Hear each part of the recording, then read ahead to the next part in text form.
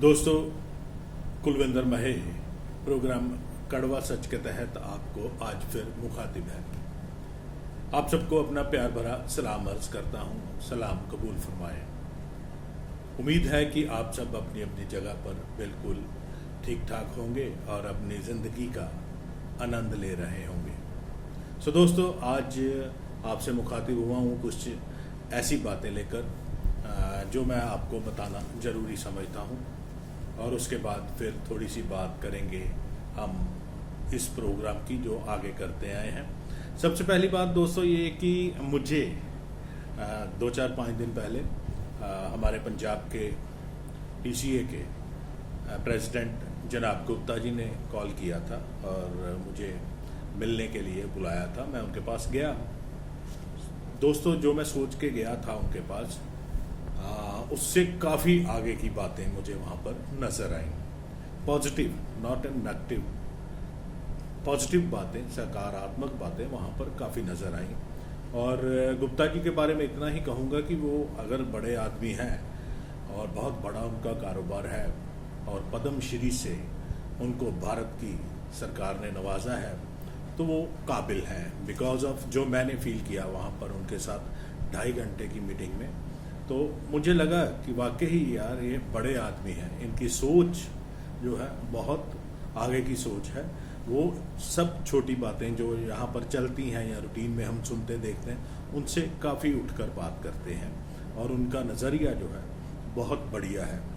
अब पंजाब की बात जब हुई क्रिकेट की, तो उस मामले में भी उनका नज़रिया जो था बहुत ही बढ़िया था और बड़ा सकारात्मक था। लोग शायद सोचते होंगे उनको क्रिकेट की क्या समझ, या ये कहते होंगे कि उनका तो इतना बड़ा कारोबार है ना, वो इतने पैसे वाले हैं, उन्होंने कहा क्या लेना देना क्रिकेट से, वो कैजुअल ढंग से क्रिकेट चला रहे होंगे। तो नहीं दोस्तों, वो बड़े पॉजिटिव हैं और बड़े संजीदा हैं क्रिकेट को लेकर। वो चाहते हैं कि वाकई ही पंजाब की क्रिकेट ऊपर जाए और पंजाब के बच्चे जो हैं वो नामी प्लेयर बने।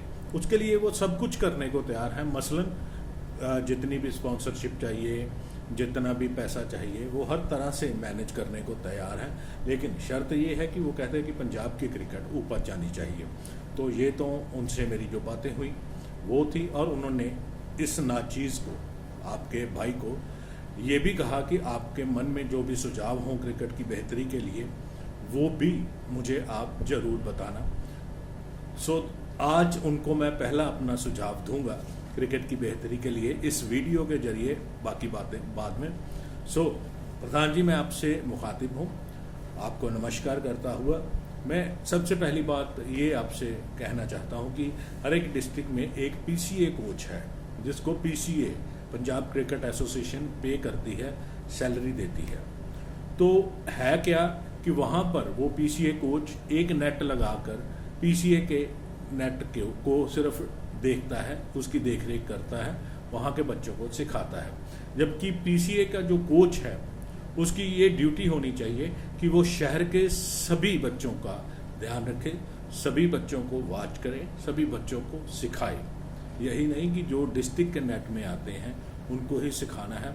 तो इसका एक तरीका है, मैं अपने प्रेसिडेंट साहब को बताना चाहता हूँ कि जो PCA का कोच है वो हर सैटरडे संडे हर शहर में 8-8, 10-10 एकेडमीज हैं जहाँ पर बच्चे खेलते हैं।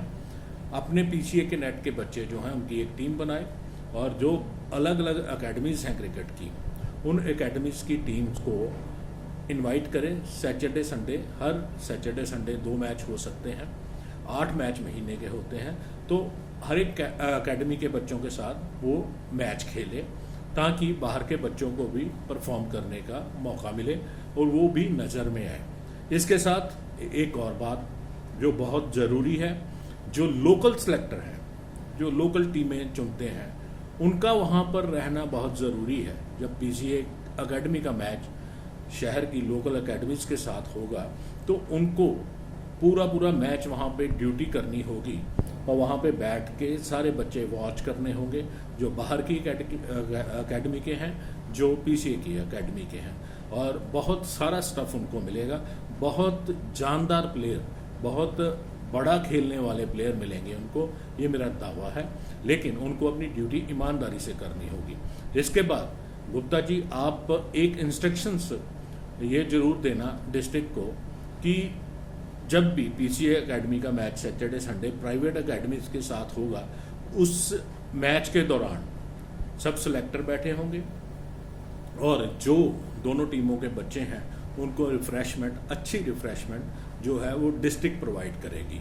तो इससे क्या होगा, एक खुशनुमा माहौल बनेगा, अच्छा कंपटीशन सबको मिलेगा, मुकाबला मिलेगा और बहुत सारे बच्चे नज़र में आएंगे। तो ये तो थी मेरी एक सजेशन प्रेसिडेंट साहब से। उम्मीद है कि आप ज़रूर परवान करेंगे इसको सर, और अगर ऐसा हो जाए तो काफ़ी बच्चे आपकी नज़र में आएंगे जो छुपे पड़े हैं, जो टैलेंट छुपा हुआ है वो काफ़ी ऊपर उभर के आएगा। सो अगली बात करते हैं सर। मैं अपने दोस्तों को फिर एक बार अमृतसर ले चलता हूँ। अमृतसर में मुझे पता चला है कि जो उनके मेंबर्स हैं, जो वोटर मेंबर्स हैं, उन्होंने कुछ इन्फॉर्मेशन मांगी थी अपना एजीए से, जो बॉडी एजीए चला रही है, तो उनको आरटीआई के तहत वो इन्फॉर्मेशन नहीं मिल रही। तो ये बड़ी अजीब सी बात है कि इन्फॉर्मेशन दी क्यों नहीं जा रही अगर किसी ने आरटीआई भी डाली है तो। और आरटीआई के तहत तो इन्फॉर्मेशन देनी बहुत ज़रूरी हो जाती है। अगर नहीं दे रहे तो इट मीन्स कहीं ना कहीं दाल में कुछ काला है। सो आप शक के दायरे में खुद खड़े हो रहे हैं। जो भी एजीए के ऑफिस बेरर हैं, मैं उनकी बात कर रहा हूँ, जिन्होंने आपको वोट देकर चुना है, बनाया है। अगर वो आपसे इन्फॉर्मेशन मांगते हैं, उनको आरटीआई डालने की ज़रूरत ही क्या है? वो अगर इन्फॉर्मेशन मांगते हैं तो आप उनको दो। वैसे तो हिसाब किताब इतना साफ सुथरा होना चाहिए कि किसी को आरटीआई के थ्रू इन्फॉर्मेशन मांगनी ही नहीं चाहिए। सबको पता होना चाहिए क्या हुआ, क्या खर्च हुआ, क्या आया था। लेकिन यहाँ पर दुखदायी बात है कि आपके मेंबर ही आपसे आरटीआई के थ्रू इन्फॉर्मेशन मांग रहे हैं और आप प्रोवाइड नहीं कर रहे। इसका मतलब यही है कि आप कहीं ना कहीं अपने आप में गलत हैं। अगर सही हैं तो उनको टाइमली जो इन्फॉर्मेशन प्रोवाइड करें। सो क्यों आगे का बॉर्डर खोलते हो, 1 महीने बाद आरटीआई का जवाब हम नहीं देते, तो ऑब्वियसली बात है कि आगे जाना पड़ता है, फिर वो नया बॉर्डर एक खुल जाएगा। सो जो भी ऑफिस बेरर हैं, बड़े पढ़े लिखे हैं एजीए में, जो सेक्रेटरी साहब हैं हमारे, जो वाइस प्रेसिडेंट हैं, जो जॉइंट सेक्रेटरी हैं, जो कैशियर हैं और भी जो एग्जीक्यूटिव के मेंबर हैं, सबको मैं बेनती करूंगा कि इन्फॉर्मेशन दें और अगर कोई हिसाब है तो वो डिस्प्ले करें ना, एजीए के क्लब में वो डिस्प्ले करके रखें कि ये टूर्नामेंट हुआ था, इसमें इतने पैसे आए, इतने खर्च हुए, इतना बैलेंस है। या ये बताएं कि इतने पैसे आए थे, इतने खर्च हुए, ये जो पैसा एजीए ने फालतू खर्चा है जो कि हमें स्पॉन्सर्ड नहीं हुआ था, वो अपने आप से खर्चा है, अपने खाते से खर्चा है। ऐसी इन्फॉर्मेशन तो सार्वजनिक करें ना वो नोटिस बोर्ड पर, सो कंट्रोवर्सी में ना पड़े। उससे अगली बात, मैं अमृतसर के मेंबर्स को ये बोलना चाहूँगा कि अगर मेरी कोई वीडियो में आपको बात बुरी लगती है या आपको लगता है कि ये बात कुलविंदर खंडा तक कैसे पहुंची, तो ये सर्च करने की कोशिश ना करें कि किसने पहुंचाई, कौन है जो खंडा को बातें बताता है। इस पे टाइम ना वेस्ट करें, बल्कि इस पे टाइम वेस्ट करें कि ये अगर गलत बात हुई है हमारे से तो हम इसको सुधारें और आगे से ये गलती ना हो। तो और तो कुछ ज़्यादा नहीं है, आप खुद ब खुद ही टाइम वेस्ट कर रहे हो, कभी किसी पे शक कर रहे हो, कभी किसी पे शक कर रहे हो। बातें जो गलत होती हैं वो कभी छुपी नहीं रहती। मैं आपका भाई हूँ, ये बड़ी पुरानी कहावत है कि झूठ कभी छुपा नहीं रहता, सामने आ ही जाता है। तो छुपाने की ज़रूरत है नहीं, इतना फेयर चलो कि जो भी आगे हिसाब मांगे फाइल आगे रख दो भैया, पढ़ लेना, जब पढ़ लोगे मुझे वापस कर देना, इतनी सी तो बात है। उसके आगे हांडा साहब की तरफ चलते हैं। हांडा साहब कुछ एफिडेविट मेरे पास पहुंचे हैं, जो मैं, जैसे कि मैंने पिछली वीडियो में बोला था, उन एफिडेविट्स में साफ ही लिखा हुआ है, हल्फिया बयान दिया हुआ है बच्चों ने, लड़कों ने, कि हमारे से जो साइन करवाए गए हैं वो अपने प्रभाव के नीचे लाकर हांडा जी ने करवाए हैं, इन्फ्लुएंस में करवाए हैं, और उनको अभी तक नहीं पता जो वकालतनामे उन बच्चों से साइन करवाए गए थे, लड़कों से साइन करवाए गए थे, उनके अधीन केस कौन से जो फाइल हुए हैं या पिटीशन कौन सी फाइल हुई है। अगर फाइल नहीं हुई तो वकालतनामे क्यों साइन करवाए गए। अगर वकालतनामे साइन करवा के कोई पिटीशन डाली गई है तो बच्चों को अभी तक नहीं पता कि कौन सी पिटीशन है। और वो लड़के हल्फिया बयान दे रहे हैं कि जब भी हमें पता चलेगा कि हांडा साहब ने हमसे साइन करवा के ये वाले जो हैं केस किए हैं, हम वो केस वापस लेंगे। तो बेहतर यही है, हांडा साहब अगर उनके साइन करवा के वकालतनामे पे आपने कोई पिटीशन दर्ज की है किसी भी कोर्ट में, तो वो बच्चों को बता दें, वो वापस लें। क्यों आप कंट्रोवर्सी में पड़ते हो, क्यों ऐसी बातें करते हो? उससे अगली बात, एक कागज़ मेरे पास पड़ा है, वो कागज़ है कि आपने जो अपनी प्लेयर्स एसोसिएशन बनाई थी गुरदासपुर में, उनको उनकी तरफ से एक लेटर लिखा है, शायद मेमोरेंडम है, तो वो लिखा है और उसमें 13-14 लोगों के साइन हैं। वो लेटर है कि हमें भी ऑफिस बेरर या मेंबर बनाया जाए गुरदासपुर डिस्ट्रिक्ट क्रिकेट एसोसिएशन का। वो सेक्रेटरी साहब को लिखी गई लेटर है वहाँ के। तो उसके ऊपर आपके चहेते जिसने मुझे फ़ोन किया था, 13-14 बंदों के साइन उसने अकेले ने ही कर दिए हुए हैं। वो भी कागज़ मेरे पास पहुँच गया है। तो मतलब ये चीज़ें चल रही हैं, ये चलाकर आप 40 साल की जो पिछली क्रिकेट है उसको चैलेंज कर रहे हैं कि किया ही क्या है, हम करेंगे, ये करोगे आप? झूठे एफिडेविट, बच्चों को गुमराह करके साइन करवा लिए वकालतनामे, झूठे साइन करके हमें मेंबर बनाओ।